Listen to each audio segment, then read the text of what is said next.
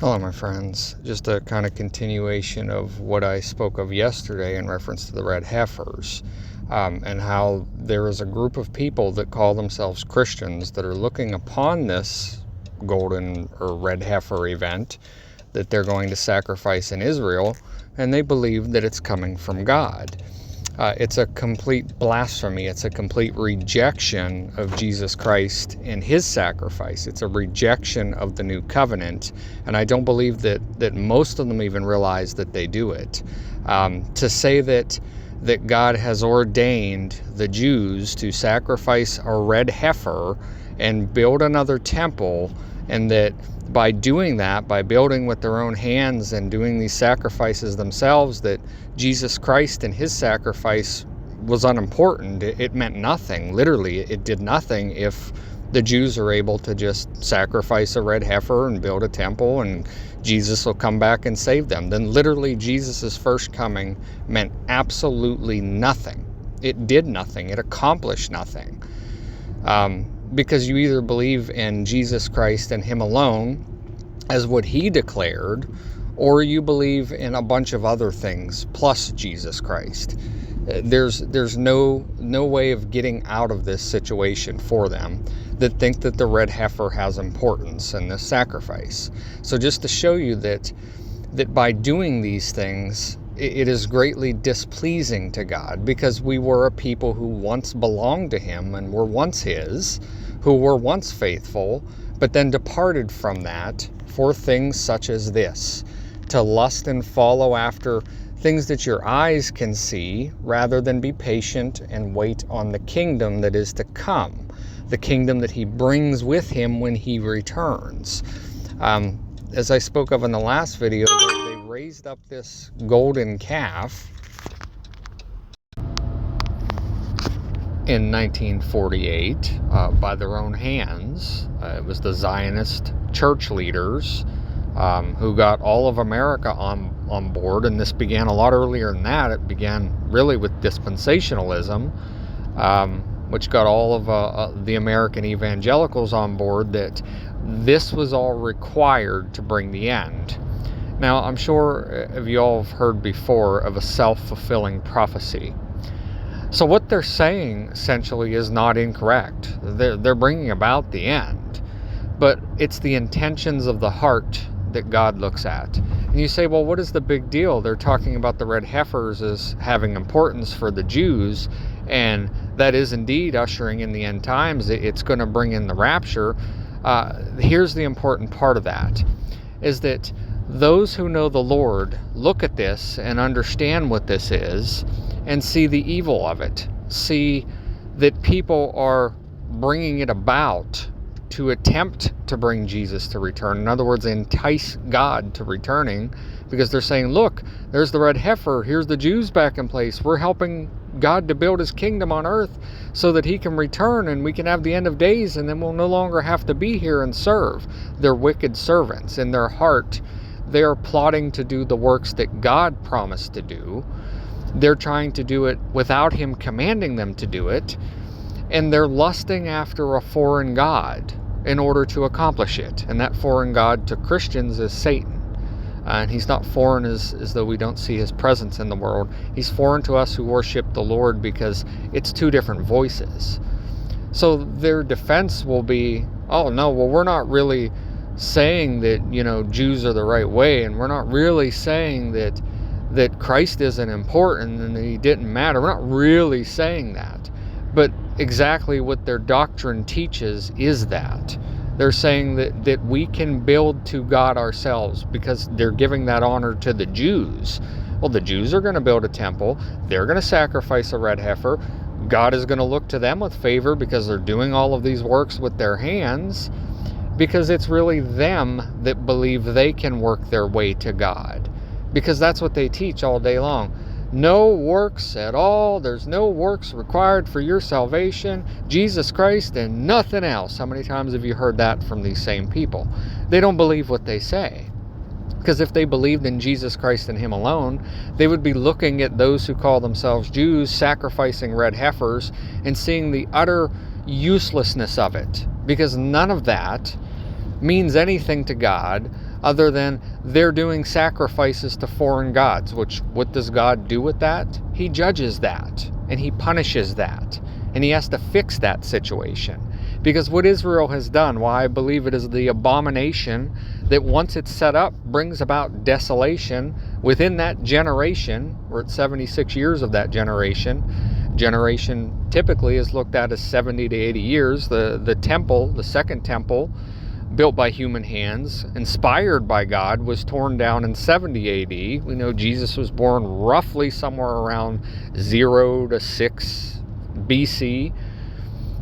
That's one generation, 70 to 80 years. That's how we can know the end as far as that generation is concerned, and see that it's probably somewhere in that time frame, 70 to 80 years. And we're right on time for it all, as they are bringing up the red heifers to sacrifice, and they are claiming that it is of God, and they want to build that third temple.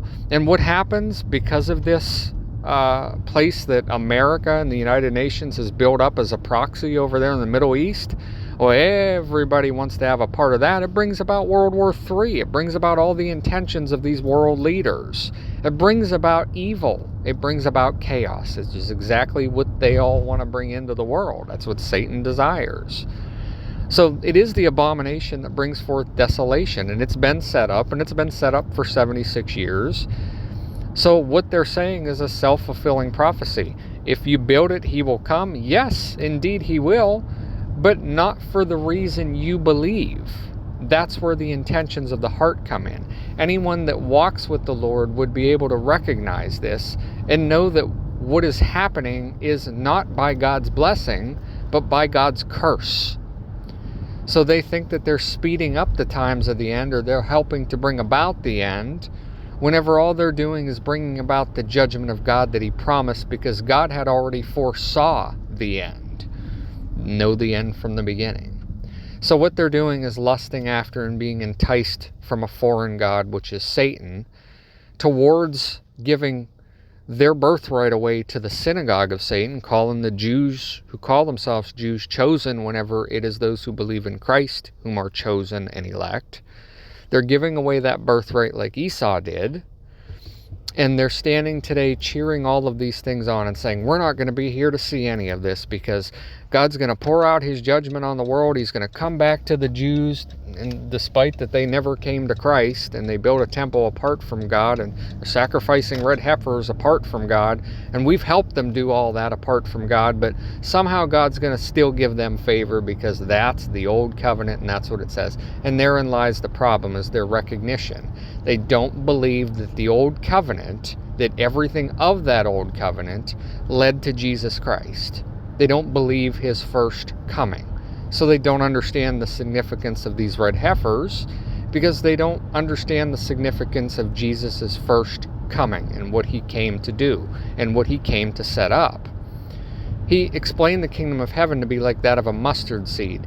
Oh, how I wish that the fire were kindled, but it is not. All of these things that he spoke about a period of time that would come after he left, in which the only thing we needed to do was remain faithful to him, not be looking to any other people, any other god, any other nations. Wherever we were, we uphold Christ and the gospel. That was all we needed to do. That's being faithful. We would be born again, be faithful, and uphold that until he came. That was our one command in the world. But now you look upon this apostasy that has happened, and you realize that that command is not even thought of by any of these people anymore, for they're all lusting after this foreign god. And it's really interesting to see this, because whenever you recognize how God deals with this kind of thing, and you can know how he deals with it from how he dealt with it already in the Old Testament, how whenever his people turned away from him, started going to foreign gods, we know how God operates with them. So we look at what is happening right now in Texas, and it's just incredibly interesting. We see massive wildfires in Texas Panhandle pose threat to cattle industry. So this is occurring right now, those massive fires that are rolling over Texas. And notice at the same time in California, there's a blizzard. What are the odds of these kinds of things? So we have as Texas, as the Christians who call themselves Christians, who sent these cattle over there for Israel to sacrifice, we see wildfires destroying, desolating the cattle industry right now in Texas, right before they're going to do the sacrifice. We see thousands of cattle have died in massive wildfire. Panhandle agricultural officials say, according to CNN report, which I know about what that's worth, but generally they tell the truth about these kind of things, about 86% of the state's cattle industry is in the Panhandle. So you're looking at complete devastation of cattle in Texas, the very land that sent away these red heifers to Israel. And what have I been saying for the past 2 or 3 years, if you've listened to other videos of me? That Israel is going to go up in flames, because God himself will be the one that throws the golden calf into the fire. Just as Moses came back down after he left for a little while, saw Aaron and the Israelites worshiping a golden calf, and threw it into the fire. Whenever Jesus returns, and I'm not sure of the timing of this fire, that's the only thing that I'm unsure of. But one way or another, New Jerusalem is coming down from heaven.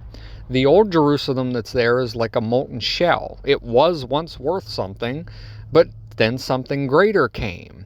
It's like, you drive a Honda Civic and you can have the chance to trade that in on a BMW or a Lexus. You're going to trade that into the vehicle that's better. It's a similar kind of situation to this. New Jerusalem is better than what Jerusalem was 2,000 years ago that Christ was born into. That's what's coming down. And in order for God to establish that kingdom on the earth, the one which was old, then the fire will be kindled, it will be thrown into the fire. So Christ goes up for a little while, comes back down, sees all the people worshiping their golden calf, which is Israel and the Jews, and the third temple that they will most assuredly construct at some point in time. It will be God himself that pours that fiery judgment upon it. So here is a sign of that to come by these wildfires destroying the cattle in Texas, and destroying the Panhandle, where these cattle came from, showing the utter uselessness of them, showing God's judgment. And it's very interesting to see this also, as many people talk about how it looks like it's a directed energy weapon that has set these fires. You go back to Hawaii, you go to some of the wildfires in California. Remember last summer, the ones that were raging in Canada and California and Northern America and everything else. People have been whispering about this being a directed energy weapon of some kind, a laser beam or something like that. Now understand that we, since Christ came, do not walk with the same kind of direct intervention God that our ancestors, the Jews, walked with. We don't know what that even looks like. I don't know what that looks like. You don't know what that looks like. But I can tell you, just maybe a theory of what that looks like. It may look like this, where we can't explain it. So we say, China's responsible for it, Russia's responsible for it. The American government's doing it to ourselves. Who knows? They got these special space weapons that they're firing upon the earth. Well, my theory to this is it's not at all space weapons that you're seeing. You're seeing direct intervention of God in a way that is kept basically hidden. You see God doing exactly what the fallen apostate church says. He's turning back to the Jews in the time of the end for Jacob's trouble. But who are Jews? Those who have physical blood of Abraham that they can claim? The ones that came over to Israel from Russia after World War II? I mean, who are the Jews? Are they the ones that worship the God of Abraham? Or are they those who believe in Christ, which is the only path to God? To be a Jew means you have a path to God. So that automatically disqualifies anybody apart from Christ. So who are the Jews? Well, those who call themselves Christians, because they don't deny Jesus Christ. They just have never been born again to know him.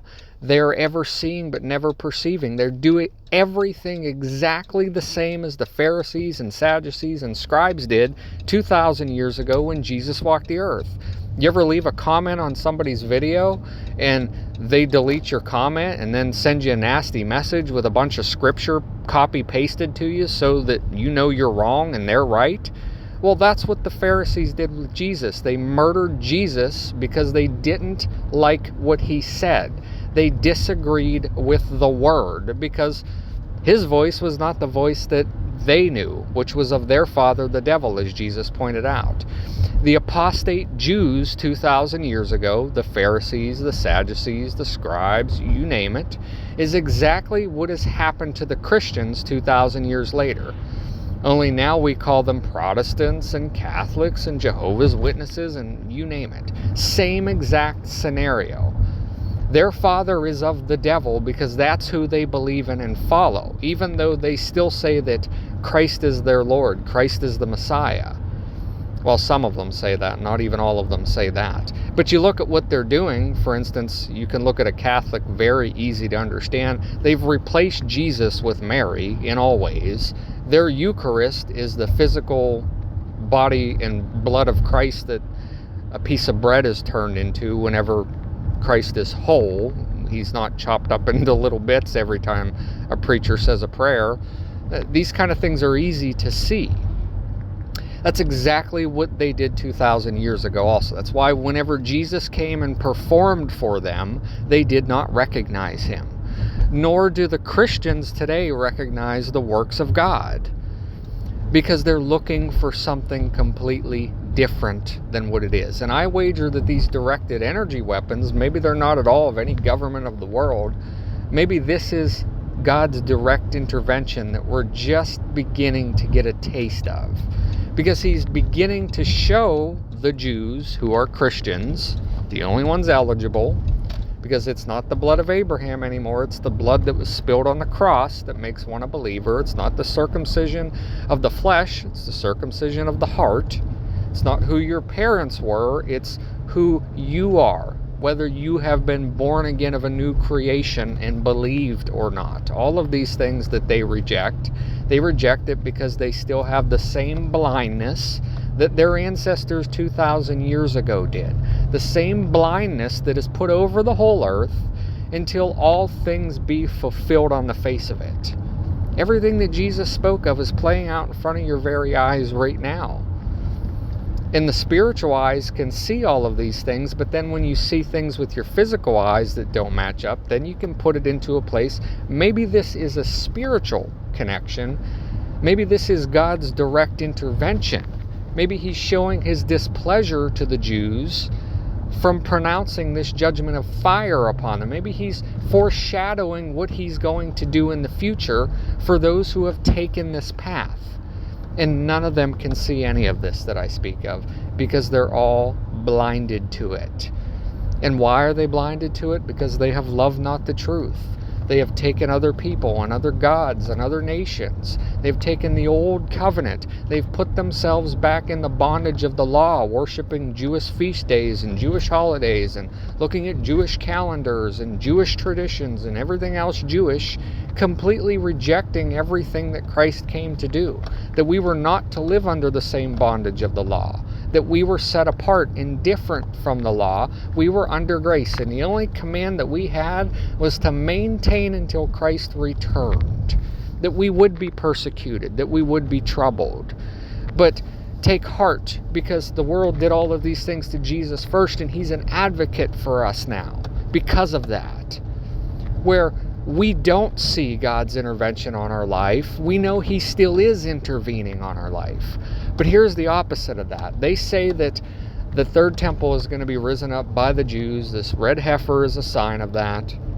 And that God's going to, after the rapture comes and rescues them, God's going to come back and deal with the Jews directly. And then they're going to believe. Well, they're speaking that of themselves. And maybe this is the beginning of that kind of thing where God is directly now intervening for the Jews. Only it's not the same Jews that they're calling Jews, just as we see in Revelation, those who call themselves Jews but are not Jews. Revelation 2:9, Revelation 3:9. That's right now. That's the people that live in Israel and claim that to be their land. That was what was raised in 1948. They're not Jews because they don't believe in Jesus. The only ones eligible are those who believe in Jesus. I am a Jew, but I don't call myself a Jew. I am a Christian because I'm not under the bondage of the law as my ancestors were. I don't reject my ancestors. They were but mere children drinking milk. I no longer have to do that because I live by grace. I believe in Jesus. I believe in His blood. I believe in being born again to recognize this. I no longer have to drink milk. I can eat solid foods. Where Adam and Eve were nothing but babies and fell, I'm now older. I've been born older into that. I can see more experiences of our past because they've already played out. Whenever you're a child, like the Jews were children in the sight of the Lord, whenever you're a child, you live under your parents' roles. That was the law. That was the bondage. If anybody has kids that listens to me, if you have any kid, really of any age, and you lay down certain rules that they have to follow, maybe you yourself don't follow them, but you make your children follow them, and your children hate it. Well, Dad, why are you doing this to me? Why can't I have this soda at bedtime? You're drinking a soda at bedtime. Well, you can't have it because you'll be up all night and you have to go to school. You have different rules than I do. So I'm just speaking of a parent to a child here, and a very easy example of that. The Jews lived by a different set of rules than we do today. And no longer are we supposed to live by those rules or desire those rules because something better came. As in, when you turn into a teenager, those rules are suddenly loosened, aren't they? Then you can have your soda at night whenever you please whenever you're a teenager. And you keep growing. You drive a car and everything else. You can do a lot more things at age 16 than you could at age 8. And that's what it's like to be a Christian. I could call myself a Jew. I don't reject my heritage. I don't reject the roots of the tree. But I am no longer of those roots. I am further up on the branch. I am but a fruit now at the edge of that branch because I have remained in the vine, the Lord, to produce this fruit. Do you see what I'm saying of all of this? Why all of these ones that speak of things such as what I'm speaking of Texas and red heifers, why they don't know the Lord and why they have been deceived? Because they don't believe in anything that Jesus actually did the first time He came, because they have never been born again. They've never saw themselves. They have never mourned. Where's the mourning? All they say is, yep, God's going to come and take me before the destruction comes. I'm going to go up in the rapture, and then God's going to come back and judge the earth. There's going to be great trouble for those Jews. But for me, I'm never going to mourn. I'm going to be up with the Lord. I will never mourn. And that's exactly what the Lord describes of them in Revelation 17. The harlot, she says she will never mourn. She's not going to mourn. She's going to get raptured. She's going to miss all of the mourning. Because they don't recognize the times. The mourning is happening now. I mourn for the state of this people.